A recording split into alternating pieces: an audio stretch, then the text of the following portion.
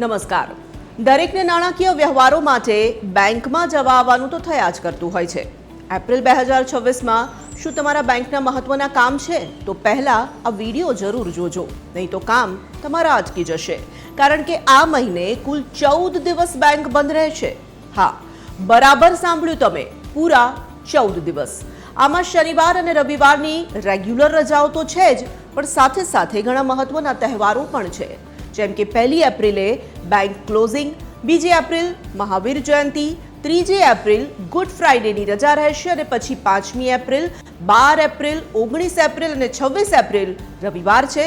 11 April અને 25 એપ્રિલના રોજ બીજો અને ચોથો શનિવાર છે। સાથે જ અલગ અલગ રાજ્યોમાં આંબેડકર જયંતિ, બંગાળી નવું વર્ષ, ગુડ ફ્રાઇડે જેવી રજાઓ પણ આવવાની જ છે।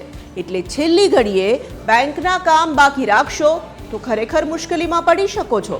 તમારા બધા જ કામ પહેલાથી પ્લાન કરીને રાખજો અને હા, આ વિડીયો સેવ કરીને રાખજો। માહિતી ઉપયોગી લાગી હોય તો લાઈક કરો અને તમારા મિત્રો સાથે શેર કરવાનું ન ચૂકશો।